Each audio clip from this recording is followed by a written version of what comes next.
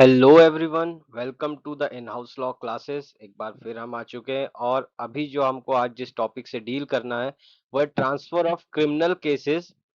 जो कि सीआरपीसी के चैप्टर 31 में दे रखा है। सेक्शन 406 से 412 जो है इसका लिए डील करता है।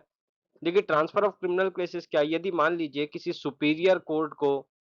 ऐसा लगता है या किसी कोर्ट को ऐसा लगता है कि भाई वो केस जो है शायद वो उनके जुरिस्डिक्शन में नहीं है, या फिर for the end of the justice वो केस जो है किसी सुपीरियर कोर्ट को चले जाना चाहिए, या फिर इस कोर्ट में इस केस में क्या डिसीजन लेना है वो उन्हें समझ में नहीं आ रहा है। तो ऐसी कंडीशन में जो है, या फिर हो सकता है कई बार ऐसी कंडीशन हो जाती है कि एक व्यक्ति है, उसका तीन अलग अलग जगह मान लीजिए केस चल रहा हो, सेम पार्टी हो दोनों, एक ही पार्टी ने उसके पे केस कर रखा, तो ऐसी कंडीशन में बोलेगा कि हमारे जो सारे केसेस है वो आप एक ही जगह पे लगा दीजिए, एक ही कोर्ट पे लगा दीजिए। तो ऐसी कई डिफरेंट सिनेरियो, कई डिफरेंट कंडीशंस बन सकती हैं जहां पे जो है जिन कारणवश केस को ट्रांसफर करने के लिए पार्टीज या फिर प्रोसिक्यूशन के साइड से जो भी वकील होते हैं वो अप्लाई कर सकते हैं। तो उन्हीं प्रोविजन से जो है हमको आज डील करना है अंडर दिस चैप्टर। देखिए, सेक्शन 406 जो है वो डील करता है power of supreme court to transfer cases and appeal, जहां पे सुप्रीम कोर्ट के पास पावर है कि वो किसी भी केसेस को ट्रांसफर कर सकता है या उनकी अपील जो हुई है उनको ट्रांसफर कर सकता है। तो जनरली क्या है, देखिए, सुप्रीम कोर्ट इस सेक्शन में जब या तो किसी अटॉर्नी जनरल ऑफ इंडिया है, अटॉर्नी जनरल ऑफ इंडिया ने यदि एप्लीकेशन दी है तब सुप्रीम कोर्ट इस तरीके से एक्ट करेगा इस सेक्शन के अंदर, या फिर किसी पार्टी ने जो है, जो इंटरेस्टेड पार्टी या फिर उसने अप्लाई किया हो। अब देखिए, ये जो एप्लीकेशन है वो मोशन पे डिसाइड की जाएगी, ठीक है? ऐसा नहीं कि आपने केवल अप्लाई कर दिया और वो जो है कि चलो भाई पार्टी बोल रही है तो चलो इसको कर देते हैं, ऐसा नहीं होगा। कोर्ट सुनेगा, डिसाइड करेगा, ठीक है? देख, तो अटॉर्नी जनरल ऑफ इंडिया और एडवोकेट जनरल ऑफ इंडिया की एप्लीकेशन को छोड़ के जो अदर यदि कोई पार्टी, इंटरेस्टेड पार्टी यदि अप्लाई करती है तो उनको अपनी बात को जो है एफिडेविट और अफर्मेशन के साथ जो है सपोर्ट में कहनी होगी। मतलब कि अपनी बात में जो है एफिडेविट या अफर्मेशन जो है वो लगाना पड़ेगा, सत्यापित करना होगा उसको, ठीक है? तभी आप जो है अप्लाई कर सकते हैं। अब क्या कहता है सेक्शन? ये कहता है कि जब भी सुप्रीम कोर्ट को ऐसा लगता है कि इस सेक्शन के अंदर ऑर्डर करना बहुत नेसेसरी है for the end of justice, बहुत जरूरी है, तो ऐसी कंडीशन में जो है सुप्रीम कोर्ट डायरेक्ट कर सकता है किसी पर्टिकुलर केस के लिए या किसी अपील के लिए कि उसको एक हाई कोर्ट से किसी अनादर हाई कोर्ट में ट्रांसफर कर दिया जाए, या फिर किसी हाई कोर्ट के सबऑर्डिनेट यदि कोई क्रिमिनल कोर्ट है वहां से ट्रांसफर कर दिया जाए किसी अनादर क्रिमिनल कोर्ट को जो कि इक्वल या सुपीरियर जुरिस्डिक्शन रखता हो किसी अनादर हाई कोर्ट के सबऑर्डिनेट किसी जो है क्रिमिनल कोर्ट को, या सुपीरियर जुरिस्डिक्शन रखने वाली कोई क्रिमिनल कोर्ट को ट्रांसफर कर दिया जाए। तो इस तरीके से सुप्रीम कोर्ट जो है किसी केस को या किसी अपील को ट्रांसफर कर सकता है। अब मान लीजिए किसी व्यक्ति ने जो है एप्लीकेशन लगाया इस सेक्शन के अंदर और वो एप्लीकेशन यदि डिसमिस हो जाती है, तो ऐसी कंडीशन में सुप्रीम कोर्ट को यदि ऐसा लगता है कि एप्लीकेशन जो है फ्रिवुलस थी या विक्सेशियस थी, मतलब कि गलत थी, फर्जी थी, गलत तरीके से उसको बनाया गया था या गलत एप्लीकेशन यहाँ पे दी गई थी, तो ऐसी कंडीशन में सुप्रीम कोर्ट ऑर्डर कर सकता है कि भाई आप जो है कंपनसेशन पे करिए, नॉट एक्सीडिंग 1000 रुपीज, मतलब कि 1000 रुपए से ज्यादा का कंपनसेशन नहीं लगाएगा, उस व्यक्ति को दिलवाएगा जो जिसने जो है उस एप्लीकेशन का अपोज किया था, ठीक है? उस व्यक्ति को जो है वो पैसे 1000 रुपए तक के दिलवा सकता है एज अ कंपनसेशन। सेक्शन 407 ये डील करता है power of high court to transfer cases and appeal. यहाँ पे जैसे 406 में सुप्रीम कोर्ट का पावर बताया गया था, 407 में हाई कोर्ट का पावर बताया गया है। और जब कभी भी हाई कोर्ट के सामने ऐसा अपीयर होता है कि भाई किसी जगह पे फेयर या इम्पार्शियल इंक्वायरी या ट्रायल नहीं चल पा रहा है, किसी ऐसे कोर्ट के, क्रिमिनल कोर्ट के द्वारा जो उसके सबऑर्डिनेट हो, या कोई अनयूजुअल डिफिकल्टी वाला जो है क्वेश्चन ऑफ लॉ अराइज हो सकता है, ठीक है, लाइकली टू अराइज, या फिर इस सेक्शन के अंदर ऑर्डर करना जो है बहुत इंपॉर्टेंट है, जरूरी है, या फिर जनरल कन्वीनियंस के लिए पार्टीज और विटनेस की जनरल कन्वीनियंस के लिए जो है वो अपीयर होती हैं, या फिर for the end of the justice इस सेक्शन के अंदर ऑर्डर करना आवश्यक है। तो ऐसी कंडीशन में जो है हाई कोर्ट ऑर्डर कर सकता है कि ऐसे किसी ऑफेंस को इंक्वायर या ट्राई किया जाए किसी ऐसे कोर्ट के द्वारा जो केवल सेक्शन 177 से 185 तक डील करने के पास पावर ना रखता हो, साथ ही साथ वो कॉम्पिटेंट कोर्ट भी हो जो कि इस ऑफेंस को डील कर सके। मतलब कि दो बात कह रहा है कि भाई एक तो कोर्ट क्वालिफाई होना चाहिए 177 से 185 के बीच में, सेकेंडली वो कॉम्पिटेंट कोर्ट होना चाहिए जो इंक्वायर कर सके या ऐसे किसी ऑफेंस को ट्राई कर सके। और क्या ऑर्डर कर सकता है कि कोई भी पर्टिकुलर केस या अपील या क्लास ऑफ केस या अपील को जो है किसी एक क्रिमिनल कोर्ट को ट्रांसफर कर दिया जाए जो कि उसके अंदर सबऑर्डिनेट हो। ठीक है, किसी मतलब एक क्रिमिनल कोर्ट से किसी अनादर क्रिमिनल कोर्ट को ट्रांसफर कर दिया जाए जो कि उनके सबऑर्डिनेट हो, उस हाई कोर्ट के सबऑर्डिनेट हो और इक्वल या सुपीरियर जुरिस्डिक्शन रखता हो उस क्रिमिनल कोर्ट के। That any particular case be committed for trial to a court of session, या कोई पर्टिकुलर केस जो है कोर्ट ऑफ सेशन को भेज दिया जाए ट्राई करने के लिए। दैट एनी पर्टिकुलर केस और अपील भी ट्रांसफर टू, या फिर किसी केस को किसी पर्टिकुलर केस या अपील को जो है वो खुद के पास भेज ले, बुलवा ले कि भाई आप इसको यहाँ ला दीजिए, हम इसको देख लेंगे इस केस को। तो हाई कोर्ट जो है या तो लोअर कोर्ट की रिपोर्ट पे ऐसा एक्ट करेगा ट्रांसफर करने वाला, या फिर पार्टी इंटरेस्टेड पार्टी यदि कोई एप्लीकेशन बना के उनको देती है तब करेगा, या फिर सो मोटो भी कर सकता है, उसके ओन इनिशिएटिव पे भी कर सकता है यदि उसको किसी पर्टिकुलर केस का संज्ञान वो उसके ध्यान में आता है और उसको ऐसा लगता है तो। प्रोवाइडेड दैट, देखिए एप्लीकेशन जो है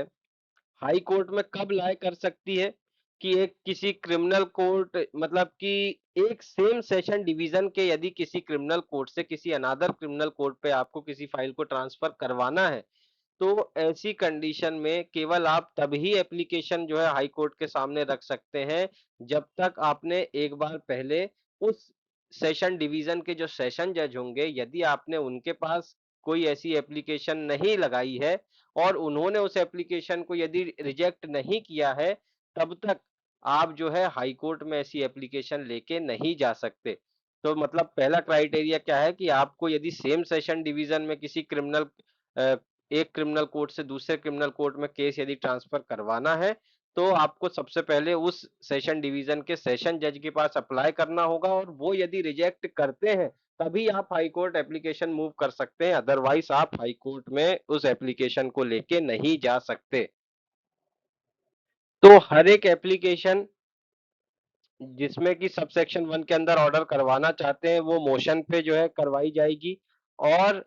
जो है यदि वो application advocate general of the state के द्वारा नहीं लगाई गई है तो उसको फिर एफिडेविट या अफर्मेशन से सपोर्ट करना होगा। जब मान लीजिए यदि ऐसी कोई एप्लीकेशन कोई एक्यूज्ड पर्सन यदि अप्लाई करता है ऐसी किसी एप्लीकेशन के लिए, तो हाई कोर्ट जो है उसको डायरेक्ट कर सकता है, ठीक है, मे है डिस्क्रिशन पे, हाई कोर्ट चाहे तो उसको डायरेक्ट कर सकता है कि आप एक बॉन्ड एग्जीक्यूट करिए, भले ही विद श्योरिटी हो विदाउट श्योरिटी हो, आप एक बॉन्ड एग्जीक्यूट करिए, ताकि यदि वो कोई कंपनसेशन यदि हाई कोर्ट आगे अवार्ड करता है जैसा सबसेक्शन 7 में दे रखा है इसी सेक्शन के, तो यदि हाई कोर्ट उसके अंदर कोई कंपनसेशन अवार्ड करता है तो वो उस मनी से जो है वहां पे डील कर जाएगा। फिर एवरी एक्यूज पर्सन, यदि जो भी एक्यूज पर्सन ऐसी कोई एप्लीकेशन देगा तो उसको पहले उसका नोटिस पब्लिक प्रोसिक्यूटर को देना पड़ेगा, ठीक है, in writing of the application, और साथ ही साथ जो है जिन ग्राउंड्स पे वो ये एप्लीकेशन देना चाहता है उसकी कॉपी भी जो है उनको उस पब्लिक प्रोसिक्यूटर को प्रोवाइड करवानी पड़ेगी। और एप्लीकेशन की मेरिट पे तब तक जो है कोई भी ऑर्डर नहीं करेगा कोई कोर्ट जब तक कि उस नोटिस और हियरिंग के बीच में जो है 24 आवर्स का समय ना गुजर चुका हो। मतलब कि नोटिस देने और हियरिंग के बीच में कम से कम 24 घंटे का समय बीत जाना जरूरी है, तभी हाई कोर्ट मेरिट पे ऐसा ऑर्डर कर सकता है, अदरवाइज वो ऑर्डर नहीं करेगा। अब देखिए जहां पे किसी किसी हाई कोर्ट के कोई सबॉर्डिनेट कोर्ट से यदि किसी केस को ट्रांसफर करने के लिए या किसी अपील को ट्रांसफर करने के लिए मान लीजिए कोई एप्लीकेशन लगाई जाती है, तो ऐसी कंडीशन में हाई कोर्ट में, ठीक है, हाई कोर्ट चाहे तो डिस्क्रिशनरी है, हाई कोर्ट चाहे तो यदि उसको लगता है कि for the interest of justice ऐसा करना जरूरी है तो ऐसी कंडीशन में हाई कोर्ट जो है ऑर्डर कर सकता है कि भाई जब तक ये एप्लीकेशन यहाँ पे पेंडिंग है तो जो सबॉर्डिनेट कोर्ट जो है, उस वहां पे जो भी प्रोसीडिंग चल रही है वो स्टे रहेगी। ठीक है, मतलब हाई कोर्ट नीचे वाले कोर्ट में जो प्रोसीडिंग चल रही है उसमें स्टे लगा सकता है, कब तक? जब तक कि कोई एप्लीकेशन हाई कोर्ट के पास पेंडिंग है। ठीक है, और उसमें क्या टर्म्स है, क्या कंडीशंस पे वो ऐसा करना चाह रहा है, वो हाई कोर्ट के ऊपर डिपेंड करता है। जो भी उसको फिट लगेगा, जो भी उसको सही लगेगा, उस तरीके से वो इम्पोज कर देगा। प्रोविजो क्या कहता है कि भाई यदि आप स्टे लगा भी देते हैं तो इसका अर्थ ये नहीं है कि सबॉर्डिनेट कोर्ट का जो रिमांड करने का पावर है अंडर सेक्शन 309 में जो सबॉर्डिनेट कोर्ट के पास रिमांड करने का पावर है, उसको ये स्टे अफेक्ट नहीं करेगा, उसमें किसी भी तरीके का कोई अफेक्ट नहीं होगा। अब मान लीजिए कि जो एप्लीकेशन लगाई गई थी हाई कोर्ट के पास अपील या केस को ट्रांसफर करने के लिए, और वो एप्लीकेशन यदि डिसमिस हो जाती है, ठीक है, तो हाई कोर्ट जो है चाहे तो, यदि हाई कोर्ट को ऐसा लगता है कि वो एप्लीकेशन फ्रिवोलस थी या विक्सेशियस थी, गलत थी, तो ऐसी कंडीशन में जो है हाई कोर्ट ऑर्डर कर सकता है एप्लीकेंट को कि आप उस पर्सन को जिसने इस एप्लीकेशन का अपोज किया है, उसको 1,000 रुपए तक का फाइन दीजिए। ठीक है, मतलब नॉट ग्रेटर देन 1,000, 1,000 रुपए तक का फाइन जो है हाई कोर्ट, या कंपनसेशन जो है, फाइन नहीं, compensation is the correct word, high court 1,000 रुपए तक का कंपनसेशन जो है वहां पे दिलवा सकता है। सबसेक्शन 8 क्या कहता है कि जब मान लीजिए हाई कोर्ट ने ऑर्डर किया, किसी सबसेक्शन 1 के अंदर ऑर्डर किया और कोई केस को अपने पास बुलवा लिया ट्रायल करने के लिए, ठीक है, चलाने के लिए, तो ऐसी कंडीशन में जो है वो ट्रायल का वही प्रोसीजर अपनाएगा जो जो कि उस कोर्ट का प्रोसीजर है जहां से केस ट्रांसफर होके आया है। ठीक है, मतलब कि किसी कोर्ट जहां पे वो केस चल रहा था, वही कोर्ट का प्रोसीजर जो है यहाँ पे हाई कोर्ट अपनाएगा। और इस सेक्शन में लिखी हुई कोई भी बात जो है वो गवर्नमेंट के किसी ऑर्डर को, जो कि सेक्शन 197 के अंदर यदि किया गया है, तो उसको वो अफेक्ट नहीं करेगी। सेक्शन 408 जो है वो सेशन जज को पावर देता है किसी केस को ट्रांसफर करने के लिए, किसी अपील को ट्रांसफर करने के लिए। तो अब देखिए यहाँ पे भी सेम बात है कि जब किसी सेशन जज को ऐसा लगता है कि इस सेक्शन के अंदर ऑर्डर करना for the end of the justice बहुत जरूरी है, तो ऐसी कंडीशन में वो किसी पर्टिकुलर केस को उसी के सेशन डिवीजन में एक क्रिमिनल कोर्ट से किसी अनादर क्रिमिनल कोर्ट में ट्रांसफर कर सकता है। अब देखिए जज या तो किसी लोअर कोर्ट की रिपोर्ट पे ऐसा करेगा, या फिर किसी पार्टी, इंटरेस्टेड पार्टी ने एप्लीकेशन लगाई हो तो ऐसा करेगा, या फिर सो मोटो यानी कि ओन इनिशिएटिव पे भी ऐसा कर सकता है। अब बाकी के जो सबसेक्शन 3, 4, 5, 6, 7 और 9, जो सेक्शन 407 के अंदर जो प्रोविजन थे, वही के वही प्रोविजन यहाँ पे भी अप्लाई हो जाएंगे। बस केवल ये फर्क हो जाएगा कि जो वहां पे 1,000 रुपए तक का फाइन लग रहा था, अब यहाँ पे जो है कंपनसेशन दिलवा रहा था, अब यहाँ पे वो 1,000 की जगह 250 से वो सब्सटीट्यूट हो जाएगा। बाकी सब सारे के सारे प्रोविजन 407 के यहाँ पे अप्लाई होंगे। अब देखिए सेक्शन 409 जो है वो डील करता है withdrawal of cases and appeal bye session जज, कि कब सेशन जज किसी अपील को या किसी केस को विड्रॉ करवा सकता है। ठीक है, कर सकता है। तो एक सेशन जज जो है वो विड्रॉ कर सकता है किसी भी केस या अपील को, या रिकॉल कर सकता है किसी भी केस या अपील को जो कि उसने किसी असिस्टेंट सेशन जज या चीफ जुडिशियल मजिस्ट्रेट जो उसके सबॉर्डिनेट है उनको दी थी, मेड ओवर करी थी। ठीक है, उनको चलाने के लिए, उस केस को डील करने के लिए दिया था। और at any time before the trial of the case और hearing of the appeal has commence, यानी कि कोई भी केस या कोई भी मतलब किसी भी केस का ट्रायल या किसी भी केस की किसी भी अपील की हियरिंग खत्म होती है, उसके पहले पहले वो किसी भी एडिशनल सेशन जज से कोई केस को रिकॉल कर सकता है, या किसी अपील को जो उसने किसी एडिशनल सेशन जज को दी थी उससे अपने पास वापस बुलवा सकता है। अब जहां कहीं भी सेशन जज विड्रॉ करता है या किसी केस या अपील को यदि रिकॉल करता है, तो या तो अब उस केस का, क्योंकि आगे कुछ ना कुछ तो करना ही पड़ेगा, बुला के अपने पास रख तो सकते नहीं है, तो वो करेंगे क्या, या तो उस केस से खुद डील करेंगे, या तो खुद ही उस अपील को सुनेंगे, या खुद ही उस केस को अपने कोर्ट में चलाएंगे, या फिर जो इस कोड के अंदर प्रोविजन दे रखे हैं उस अकॉर्डिंगली उसके जो है मेक ओवर कर देंगे किसी अनादर कोर्ट को फॉर द ट्रायल और हियरिंग, जैसा भी उनको सही लगता है। सेक्शन 410 कहता है withdrawal of cases bye judicial magistrate, जहां पे जुडिशियल मजिस्ट्रेट के पास पावर है कि वो किसी केस को विड्रॉ कर सकता है।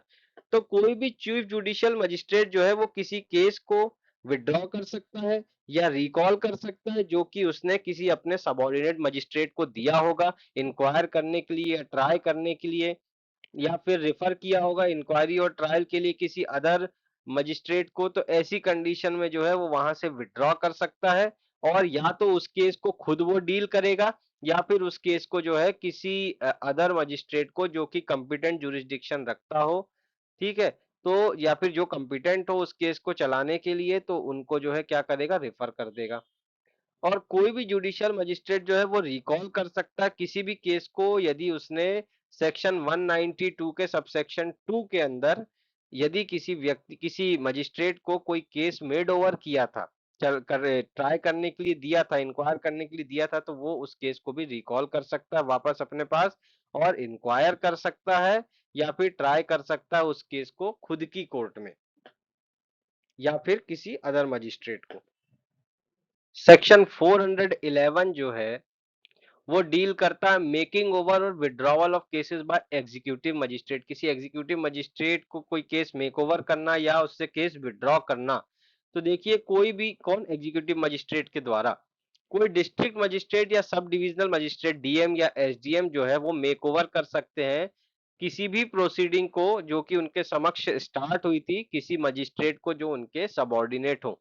For the disposal of the case. साथ ही साथ वो किसी केस को विड्रॉ कर सकते हैं या रिकॉल कर सकते हैं किसी केस को जो उन्होंने मेड ओवर किया हो किसी किसी मजिस्ट्रेट को, ऐसे मजिस्ट्रेट को जो उनके सबऑर्डिनेट हो। और अब या फिर उस प्रोसीडिंग को वो खुद डिस्पोज ऑफ करेंगे, खुद खुद चलाएंगे उस प्रोसीडिंग को और उसके निर्णय तक पहुंचेंगे, या फिर उसके डिस्पोजल के लिए किसी मजिस्ट्रेट को जो है वो रिफर कर सकते हैं। लगभग सिमिलर सिमिलर बातें जो है हर सेक्शन में लिखी हुई हैं। Section 412 reason to be recorded, तो सिंपल सी बात कह रहा है कि यदि कोई सेशन जज या कोई मजिस्ट्रेट कोई ऑर्डर बन करता है यदि सेक्शन 408, 409, 410, 411 के अंदर, तो उसको रीजन रिकॉर्ड करना होगा कि उसने ऐसा कार्य या ऐसा ऑर्डर क्यों किया, तो उसका रीजन उसको देना होगा। So hope you have enjoyed the class, और यदि कोई बात समझ में नहीं आई तो आप डिस्क्रिप्शन में दिए गए नंबर पे कभी भी मैसेज कर सकते हैं, व्हाट्सएप कर सकते हैं। और साथ ही साथ जो है